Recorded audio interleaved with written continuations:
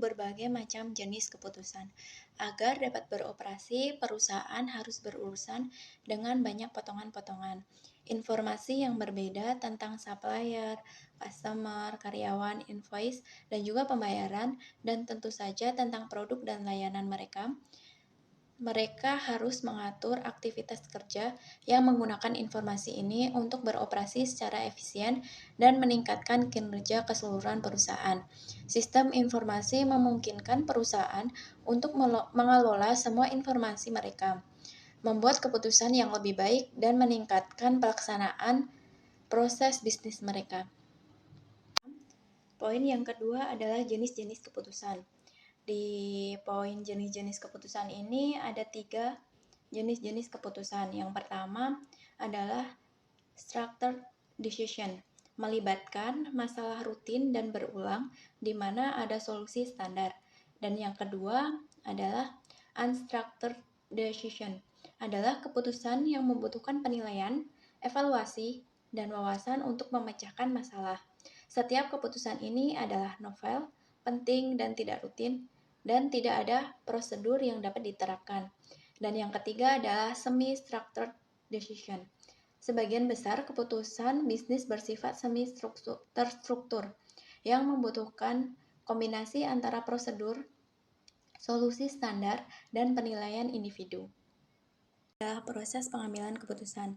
Menurut Herbert Alexander Sinom tahun 1960 menulis Theory of Human Decision Making yang menggambarkan 4 tahapan yang berbeda dalam pengambilan keputusan. Yang pertama ada intelligence, terdiri dari aktivitas menemukan, mengidentifikasi, dan memahami masalah yang terjadi pada organisasi.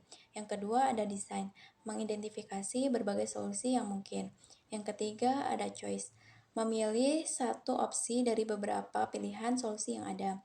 Dan yang keempat adalah implementation, menjalankan solusi yang sudah dipilih dan memantau seberapa baik solusi yang dipilih dapat bekerja. Selanjutnya akan dijelaskan oleh Atika. Manajer dan pengambilan keputusan di dunia maya. 1. Interpersonal roles. Manajer bertindak sebagai figur bagi organisasi ketika mereka mewakili perusahaan ke dunia luar dan melakukan tugas simbolik seperti memberikan penghargaan karyawan dan peran impersonal mereka. 2. Information roles. Dalam peran informasi, manajer bertindak sebagai nadi dari organisasi, menerima informasi paling konkret, up-to-date, dan mendistribusikan ke mereka yang membutuhkan. Oleh karena itu, manajer sebagai penyebar informasi dan juru bicara. 3. Decision rules.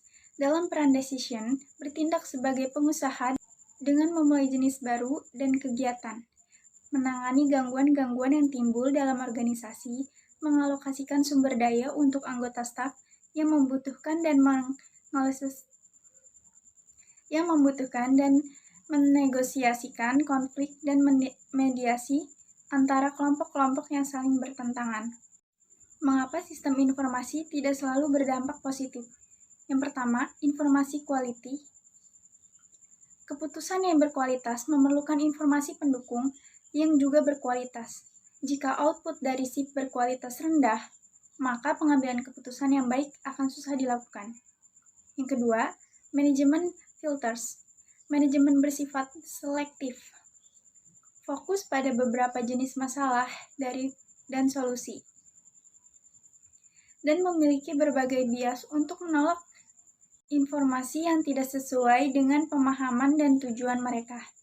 Ketiga, organization inertia and politics. Organisasi yang birokratis dengan kemampuan dan kompetensi yang terbatas. Seringkali keputusan diambil hanya untuk mewakili keseimbangan berbagai kelompok kepentingan daripada solusi terbaik untuk suatu masalah. Aspek kualitas informasi. 1. Akurasi. Apakah data mewakili realitas? 2. Integrity. Adalah struktur data dari hubungan antar entitas dan atribut konsisten. 3. Konsistensi. Apakah elemen data secara konsisten didefinisikan? 4. Completeness. Apakah semua data yang diperlukan ada? 5. Validasi. Apakah nilai dan berada dalam rentang yang didefinisikan? 6. Timeliness. Data area yang tersedia saat dibutuhkan. Ketujuh, accessibility. Apakah data dapat diakses, dipahami, dan dapat digunakan? Selanjutnya akan disampaikan oleh rekan saya. Sistem pendukung keputusan manajemen operasional menengah dan senior. 1. Decision support untuk manajemen operasional. Operational management dan middle management umumnya mempunyai tanggung jawab untuk memantau kinerja aspek-aspek kunci dari bisnis. Sebagian besar, keputusan yang mereka buat cukup terstruktur. MIS biasanya digunakan oleh middle managers untuk mendukung pengambilan keputusan, dan output utama MIS adalah satu set laporan rutin produksi. 2. Decision support untuk keputusan semi terstruktur.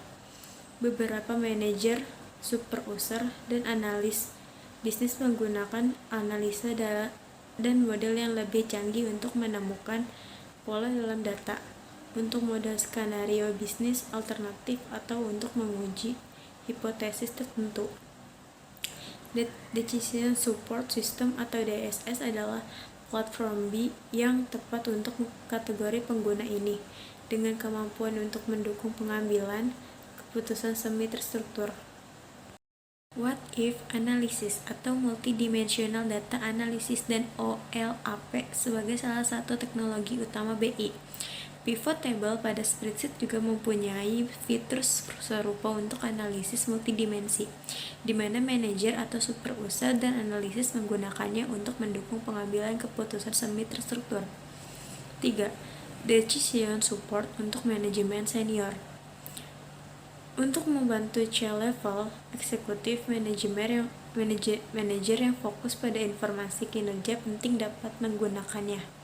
Executive Support System atau ESS, metodologi terkemuka untuk memahami informasi yang benar-benar penting yang dibutuhkan oleh eksekutif sebuah perusahaan, disebut metode Balance Scorecard atau Kaplan dan Norton 1992.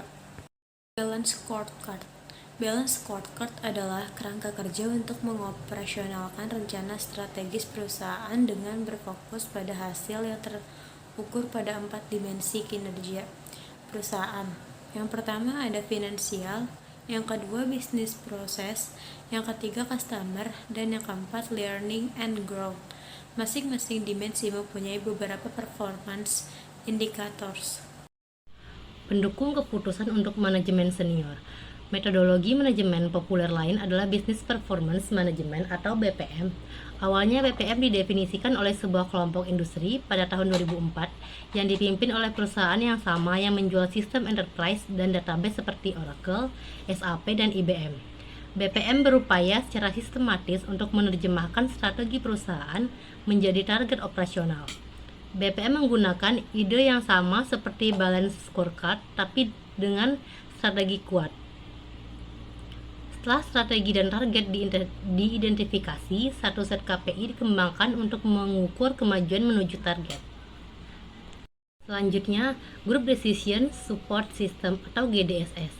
Di dalam perusahaan, banyak pekerjaan dilakukan dalam kelompok-kelompok. Untuk mendukung pengambilan keputusan kelompok, organisasi telah dikembangkan sistem kategori khusus yang disebut Group Decision Support System atau GDSS. Sistem kolaborasi dan alat berbasis web untuk video conference dan pertemuan elektronik mendukung beberapa proses keputusan kelompok. GDSS telah dijelaskan fokus terutama pada pengambilan keputusan individu. Sekelompok manajer GDSS secara menggunakan interaktif untuk menganalisa data. GDSS adalah sistem berbasis komputer interaktif untuk memfasilitasi solusi dari unstructured problems oleh satu set pembuat keputusan yang bekerja sama sebagai sebuah kelompok di lokasi yang sama atau di lokasi yang berbeda.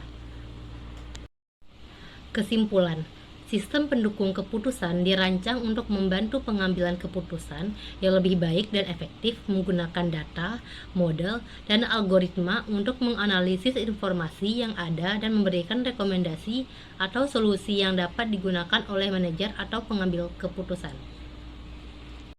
Contoh kasus, PT PLN atau Persero. Area Pondok Gede merupakan area pelayanan dan jaringan yang berfungsi mengelola aset-aset perusahaan seperti gardu, kabel, dan lain-lain. Sejak tahun 2005 sampai sekarang, perusahaan masih melakukan rekrutmen pegawai karena beberapa tahun ke depan banyak pegawai yang akan pensiun. Hal ini akan menyulitkan manajer dalam mempromosikan pegawai, karena pegawai yang tersedia memiliki usia dan masa kerja yang tidak terlalu jauh. Belum terintegrasinya sistem antara manajer, Asman, dan SDM sehingga penyajian data untuk kebutuhan promosi pegawai yang masih manual dinilai tidak efektif dan efisien. Oleh karena itu, tujuan dari penelitian ini adalah manajer dalam menentukan pegawai yang tepat untuk dipromosikan. Adapun metode pengumpulan data menggunakan observasi, wawancara, dan studi pustaka. Metode pengembangan sistem menggunakan RAD dengan menggunakan tools UML. Tahap pemrograman dilakukan dengan menggunakan bahasa pemrograman framework CL, MySQL, dan Dereworm sebagai software pendukung dalam pengembangan sistem. Hasil penelitian ini berupa sistem pendukung keputusan yang dapat membantu manajer dalam pengambilan keputusan untuk memilih pegawai yang layak untuk dipromosikan pada suatu jabatan tertentu dengan menggunakan metode MFEP dan MPE.